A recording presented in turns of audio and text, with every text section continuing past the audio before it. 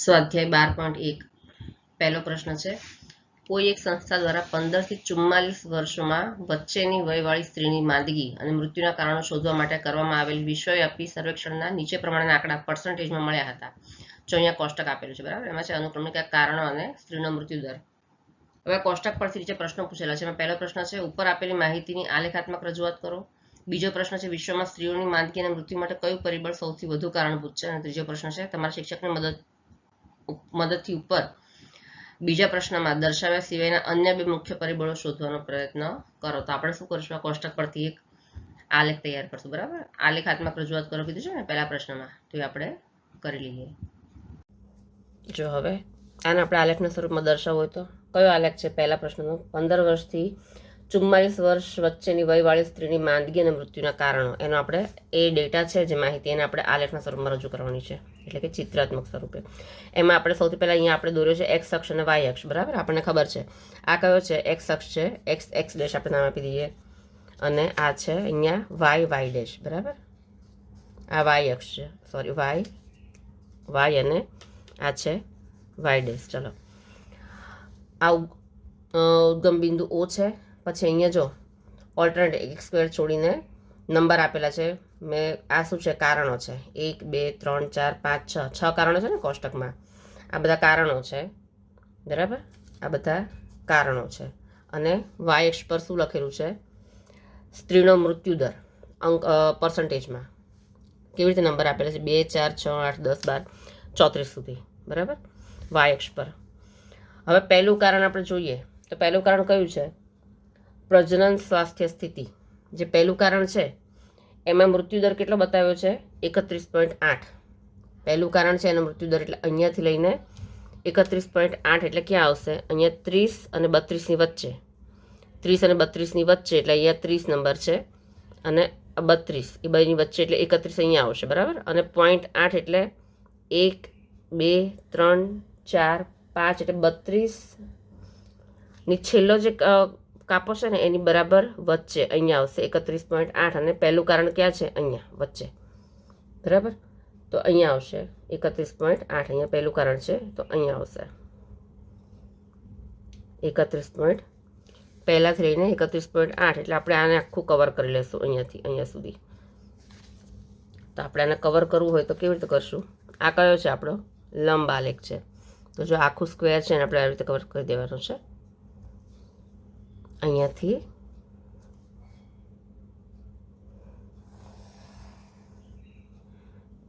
બરાબર. પછી આને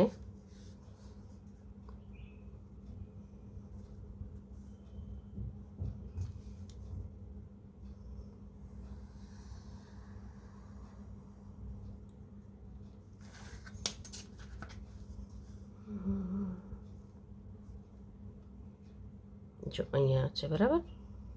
32થી લગભગ એક જ કાપો નીચે અહીંયા આવશે 31.8. ચલો, અને આ કારણ, આને આપણે કાંઈ પણ ડિઝાઇન આપણે કરવી હોય તો કરી શકાય. અને હું ડાયરેક્ટ ખાલી આવી રીતે જ કરી દઉં છું અત્યારે.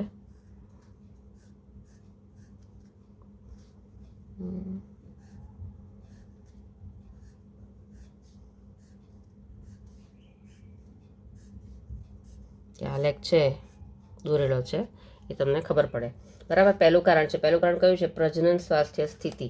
તો અહીંયા હું લખી દઈશ પ્રજનન સ્વાસ્થ્ય સ્થિતિ, આપણે આમાં લખી દેવાનું જ્યારે દોરીએ ત્યારે. પછી બીજો કારણ છે, બીજું કારણ છે એમાં સ્ત્રીનો મૃત્યુદર કેટલો બતાવે છે, 25.4. તો આ બીજું કારણ છે, અને 25.4 ક્યાં છે, 24 અને 26ની વચ્ચે. એટલે 24 અને 26ની વચ્ચે 25.4 એટલે 1 2 એટલે લગભગ અહીંયા આવશે 24 અને 26ની વચ્ચે, એટલે લગભગ 2 કાપા છોડીને આવશે ઉપરથી, બરાબર. અહીંયા આવશે, બરાબર. બીજો નંબર ક્યાં છે, બીજું કારણ, અને 24 અને 26ની વચ્ચે એટલે અહીંયા સુધી આવશે, બરાબર છે. તો ચલો આપણે અહીંયા દોરી દઈએ, ફરી લાઈન દોરી દઈએ.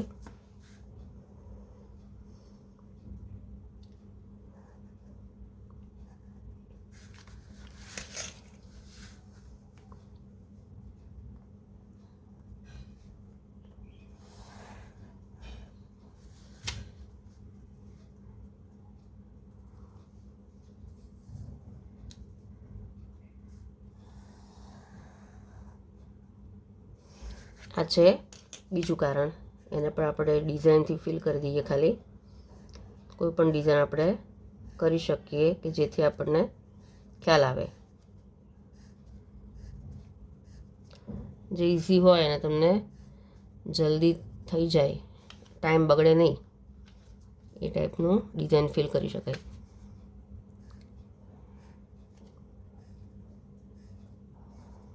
બરાબર, આ છે બીજું. પછી ત્રીજું કારણ છે ઈજાઓ. ત્રીજું કારણ કયું છે? ઈજાઓ.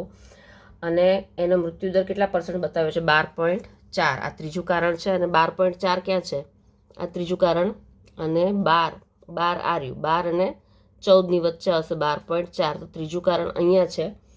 બરાબર. અને 12.4 એટલે લગભગ 12થી અહીંયા ઉપર એક કાપો આવશે અહીંયા.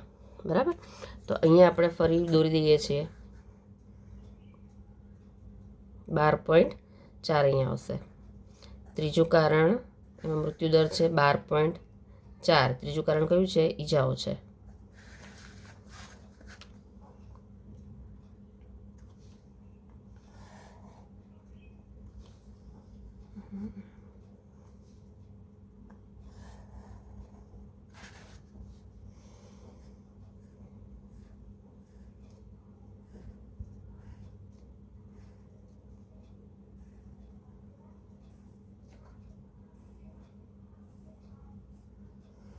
બરાબર. ચોથું કારણ કયું છે? હૃદય અને રક્તવાહિકા તંત્રની સ્થિતિ. અને મૃત્યુદર કેટલા ટકા કીધો છે એમાં? 4.3. 4.3. તો ચોથું કારણ અહીંયા છે. અને મૃત્યુદર કીધો છે 4.3. એટલે 4.3 ક્યાં આવશે? 4 અને 6ની વચ્ચે. 4 અને 6ની વચ્ચે એટલે લગભગ અહીંયા ચોથું છે. અને 4 અને 6ની વચ્ચે એટલે અહીંયા આવશે. બરાબર. અહીંયા 4 અને 6ની વચ્ચે અહીંયા આવશે. અહીંયા તો અહીંયા આપણે ફરી દોરી દઈએ.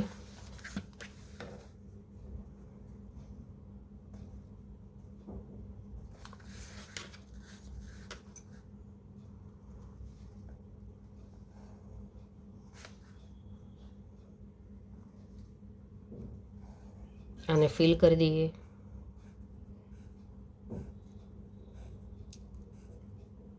બરાબર.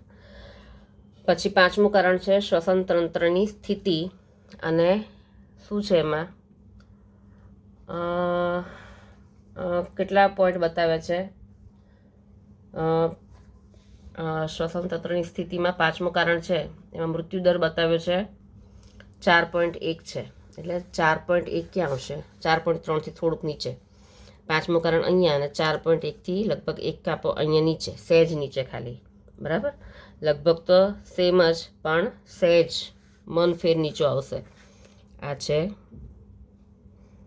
4.1, સહેજ જ નીચે. અહીંયા આવશે 4.1. બરાબર. પાંચમું કારણ. આ પાંચમું કારણ છે. અને અહીંયા આપણે ફરી ફિલ કરી દઈશું.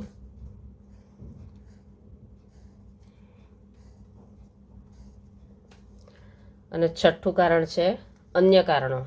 અને એમાં મૃત્યુદર કેટલું છે? 22.0 મૃત્યુદર. એટલે છઠ્ઠું કારણ છે. અને 22 ક્યાં છે? 22.0 એટલે 22 છે અહીંયા. બરાબર. તો અહીંયા આવશે છઠ્ઠું કારણ. અહીંયાથી અહીંયા. બરાબર છે. તો અહીંયા આપણે ફરી લાઈન કરી દઈશું.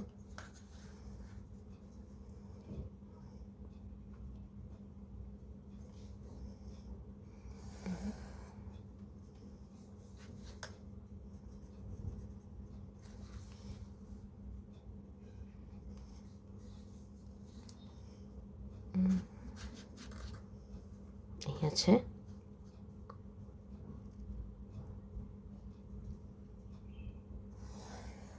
બરાબર. આ છે આપણું છઠ્ઠું કારણ. આને પણ આપણે ફિલ કરી દઈશું.